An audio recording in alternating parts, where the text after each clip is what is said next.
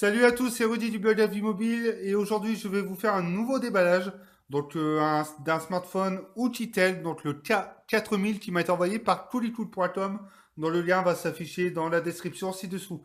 Donc on va faire un tour vite fait de la boîte. Donc comme ici on peut voir voilà Ouchitel écrit un peu partout.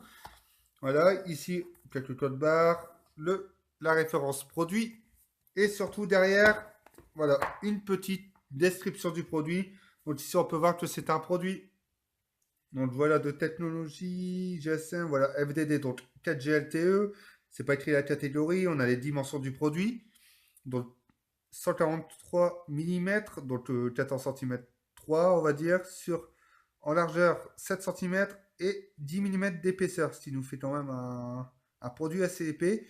Voilà, avec une caméra de 13 millions de pixels, je vais faire un petit focus dessus, voilà.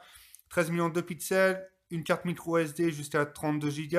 Moi j'avais vu 64, donc ce serait à essayer. Voilà, 16 Go de mémoire interne, 2 Go de RAM. Ici on a les supports, donc les capteurs qui sont écrits. Une batterie de 4000 mAh, donc une énorme batterie. Ici, l'écran de 5 pouces HD IPS, donc 1280 par 720p, Android 5.1, du MediaTek MT6735, 4 cœurs, cadre ancien 1 GHz, Wi-Fi, donc je pense que ça doit être du BGN, il n'y a pas le AC dessus, Bluetooth 4.0, GPS, FM radio, et tout le reste, c'est les formats de fichiers qu'il prend. Donc voilà, donc on va ouvrir tout de suite cette boîte. Voilà, donc on va regarder le contenu. Donc ici, le smartphone, que je vais mettre sur le côté. Voilà. Donc, tout de suite après, tout ici, un petit support en carton avec, bon, rien à l'intérieur. Voilà. Ici, une petite languette. Voilà, donc ici, on a les écouteurs qui sont bien emballés. Ici, on a le câble micro USB. Voilà. Bien micro, voilà, ce n'est pas du type C dessus. Et ici, l'adaptateur secteur. Voici. Donc voilà pour le contenu de cette boîte. Je vais mettre ça sur le côté tout de suite et on va passer tout de suite au smartphone. Donc, il m'a été envoyé en gris et notamment avec une coque plastique. Donc, je vais essayer d'enlever. Voilà, un petit silicone assez souple. Voilà. Donc, je vais essayer le produit comme ça. Donc, lui, il est gris ou c'est blanc, peut-être. Dans tous les cas, c'est une couleur ouais, plutôt sympa. La particularité, donc, on va revenir tout de suite de ce smartphone, c'est qu'il aurait un écran incassable. Donc, je vais enlever ça tout de suite. Apparemment, le film ne s'enlève pas. Ok, on verra ça après. Donc voilà, il a un écran incassable. D'après ce que j'ai vu sur d'autres vidéos, sur d'autres tests, ce serait plutôt la protection, voilà, qui prendrait tous les chocs, qui prendrait même très bien. Et c'est ce qui permet à l'écran d'être résistant. Donc on va faire le tour du produit tout de suite. Ici, le capteur frontal de 5 millions de pixels, les capteurs de luminosité de proximité, un écouteur. Ici, il n'y a rien, voilà. Un bouton retour sensitif, homme, menu, donc l'écran de 5 pouces HD. Sur la tranche gauche, bon, on n'a rien. Sur la tranche droite, un bouton power et les touches volume. Voilà. Ici, sur le bas, un port micro USB et une sortie micro pour l'enregistrement vidéo. Sur le haut, une jack 3.5. On a pu remarquer qu'il y a des chanfreins, voilà, parce que le contour est en aluminium. Sur l'arrière, on a ici le capteur dorsal de 13 millions de pixels, le flash LED et ici une sortie audio. Ici sur l'arrière. Donc, voilà, donc là, on est vraiment sur de l'entrée de gamme. Je pense que je vais enlever le cache de batterie. Donc,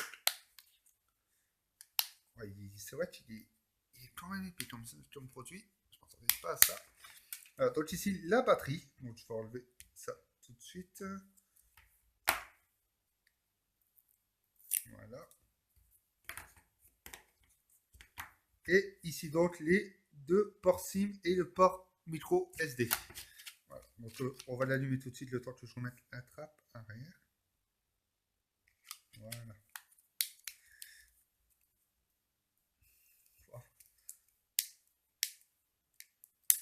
C'est la prise en main est plutôt pas mal. Voilà. C'est juste dommage que ce soit vraiment épais. Mais comme on peut apercevoir, c'est pas vraiment Le cadre qui est épais, c'est plutôt l'arrière. Voilà, il est un peu légèrement incurvé ici. De chaque côté, c'est ce qui prend énormément de place.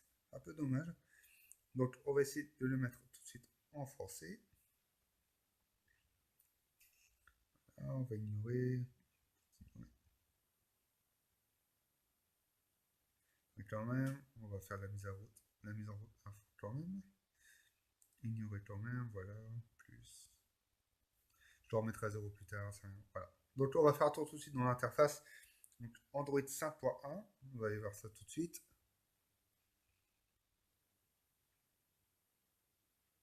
Où est-ce que c'est écrit?